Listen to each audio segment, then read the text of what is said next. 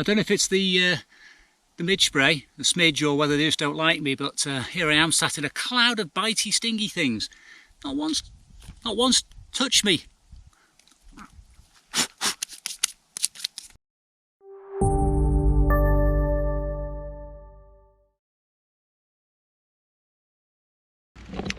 Right-ho then, we are out today. I am shooting with a very slow film, idea being to get as much detail as possible out of the smaller format. I have no idea how well it's going to work. I've got some good quality lenses with me, so let's just crack on and get a good location.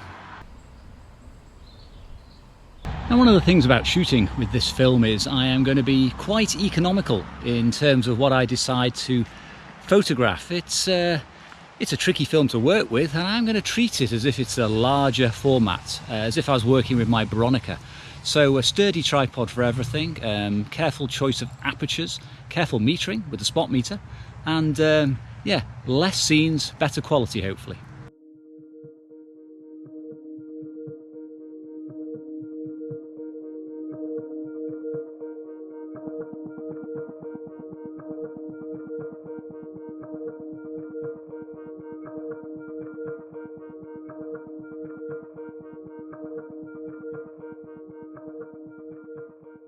Now, I've already ruled out a couple of possible shots back there, bit of B-roll, you may have seen them, because I didn't think they were good enough. I am taking that quality approach today to my photography. I mean, if I shoot one roll of film, excellent. Less scanning, less printing, cheaper, better quality.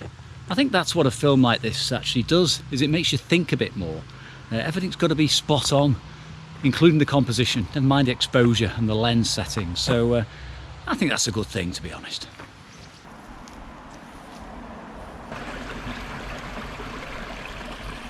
Well, still being Mr. Picky from Pickyville, still not happy, but I'm getting closer to something I think I'll actually shoot.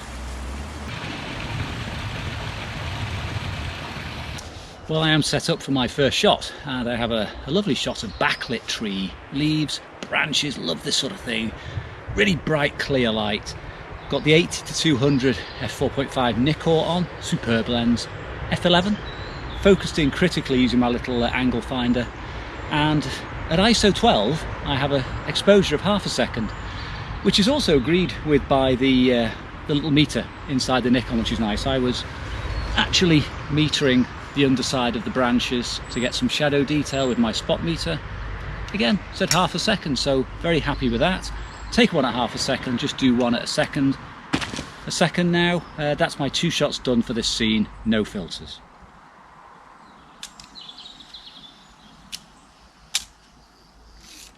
Fantastic.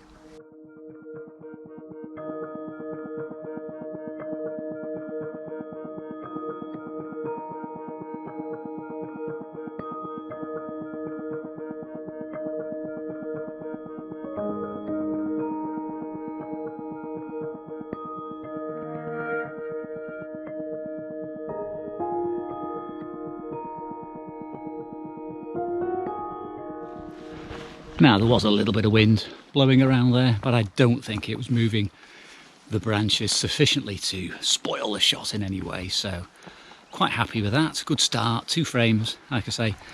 I really did put the shadows on a zone 4, there'll be plenty of exposure there. Just hoping I don't blow out any highlights because I'm unfamiliar with this film.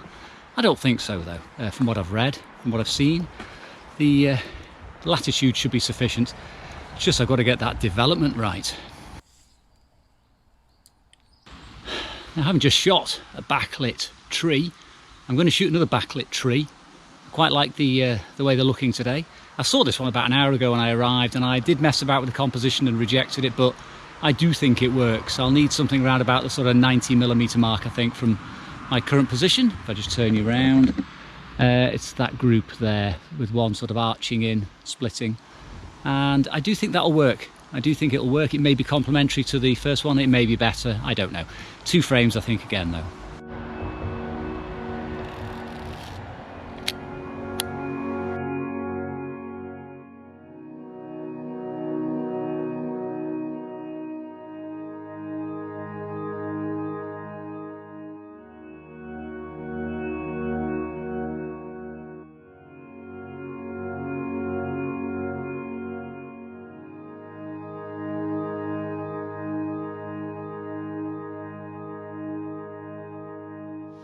Now, we were just wondering where we could go on a day like this when it's super bright, and we sort of came to the conclusion that everywhere is pretty much the same, so there's no point driving around. We thought we'd just walk around the little tarn here, Yew Tree Tarn, very slowly because it is very, very warm. And lo and behold, come across a bit of a different scene with a fence breaking the foreground to this shot. Now the fence makes the shot. 3 little bushes behind it and some water, a little bit of out of focus grasses in the foreground. I've got the long lens on again, the 80-200 at about 160-70mm at f11, a quarter of a second and half a second with the super slow film and no filters. Not sure if it'll work, but I do like the composition because it is a bit different, and I like different.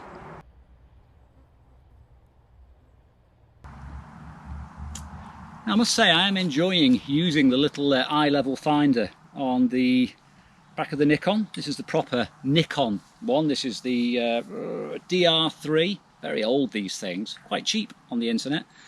Just means I can work with it like my Bronica, like a waist level finder. You have to get your eye close to it, of course, but it does exclude all that information. By looking down as well, you take yourself away from the scene like a twin lens reflex, and I'm finding it more conducive to working slowly.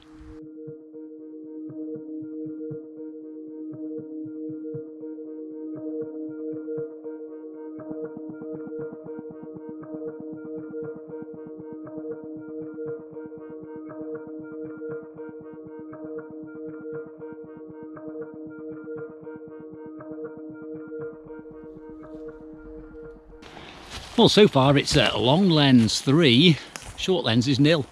The 80-200 is coming up trumps in this sort of lighting, because I'm trying to exclude quite a bit of information. I'm not really, sorry, I'm just looking around for something else. I'm not really looking for that wide shot. Maybe later, maybe if there's something ridiculously photogenic in the foreground, but at the moment, no, it is the long lens all the way. Well, I apologise. The plan was to shoot a lot during the day today, but it was very, very hot, and we preferred the idea of sitting by a lake with a scone, coffee, biscuits, and a general sort of natter for about 7 or 8 hours, so I've not taken any photos, unfortunately. But I am up on some lovely high ground now. I've got some beautiful views behind me, and I will be breaking out the camera, probably with a longish lens, and start to shoot some of this beautiful sort of overlapping landscape with the with the super slow film. So here we go. Now then, light is a little bit harsh, but I am shooting because I'm shooting black and white. Harsh light is often very good. Something interesting about this shot, I have got my 50mm standard lens on, a 50mm 1.8, and I'm actually shooting at f4 on a landscape shot. Now, the reason for this is twofold. Firstly, everything's at infinity. There is nothing within about 2 miles of me in the frame, so I can shoot it at infinity. I don't need to worry about depth of field, but also, really importantly, is at f4 this lens is probably about its best in terms of limiting diffraction. So I am going to maximise the sharpness of this lens. It's already an incredibly good lens, which hopefully will go some way to maxing out the quality with this very, very fine grain film. Who knows, never really tried it before, but it's actually given me shutter speeds of a 60th and a 125th, even at ISO of 12. So yeah, ideally suited for this slow film, this particular scene.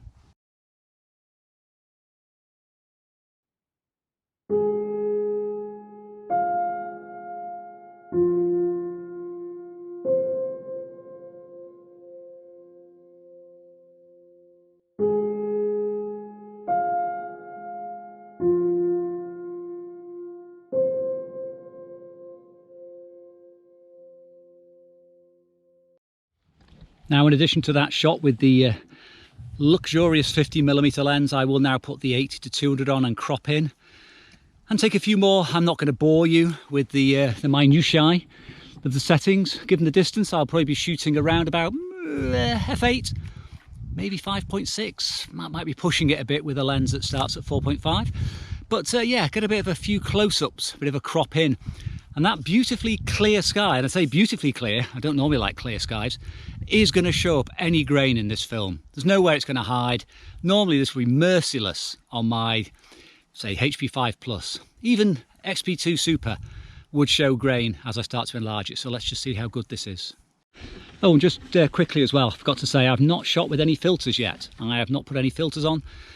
I'm really just using the film unfiltered today just to see how good it can be without any filters encumbering it. No doubt I could do some work with a yellow or a red, but I think that time of day is probably past now anyway to get the best out of it. So all shots unfiltered.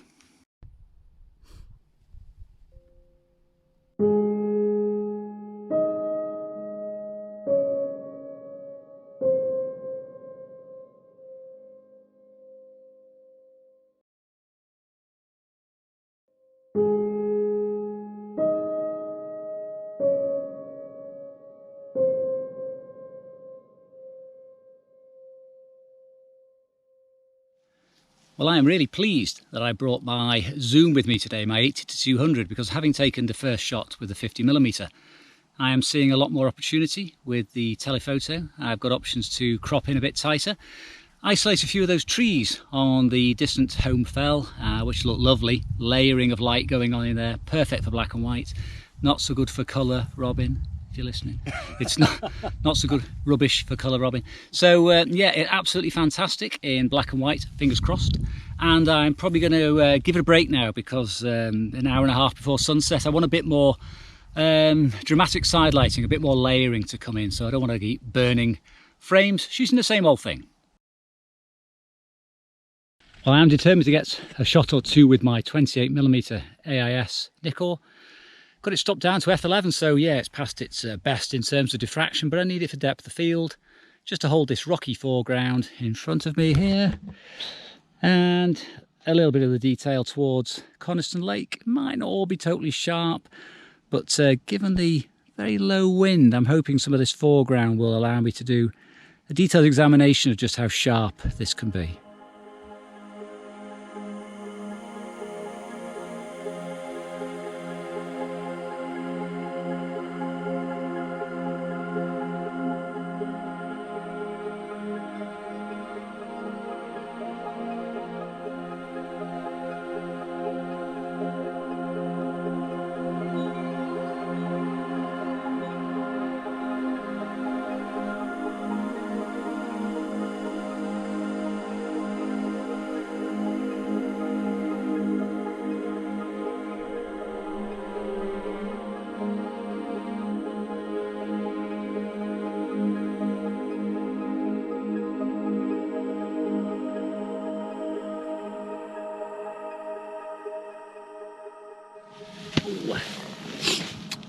Well, if nothing else, I've certainly had fun tonight after yomping up here and fighting off all the flies and bitey things. I've probably got about another half hour till sunset, but shooting black and white, that's not a big thing really for me. I have made use of all the lenses. I've made a few not brilliant compositions with the 28 and the 50 because I really wanted to see how well they could perform with this film. Most of the shots, however, are with the longer lens, a zoom. Never optimal for showing off resolution, but it's a very, very good zoom, legendary. So yeah, as I sit here basking in the midges and the little bitey things, hopefully just a few more shots on this roll, and then we'll find a way down the hill, but so far, so good.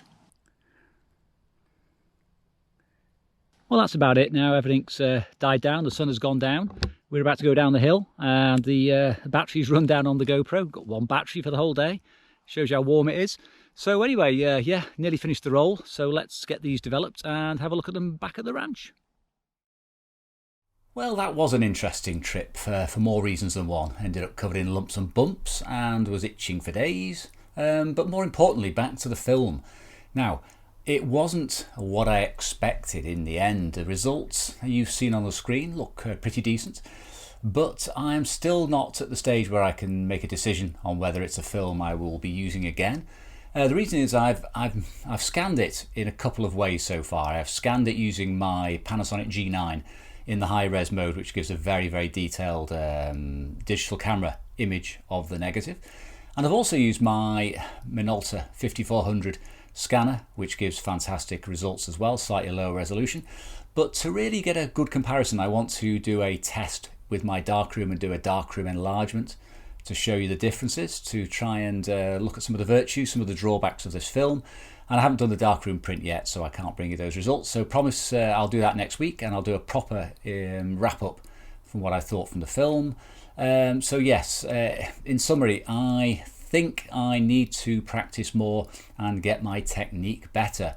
Without giving too much away for next week, I was punished for some slapdash handling, particularly around the likes of lens hoods and shielding from glare, and also the use of a zoom lens, which probably isn't ideal for a film of this resolution. But yeah, I will say that the resolution is stunning, but the film is definitely tricky and is not something which would necessarily replace my other films at this stage. But anyway, that's for next week. So I hope you enjoyed the video. Tune in next week and we'll do a bit of a more detailed analysis of what I found. Thanks for watching. See you again soon.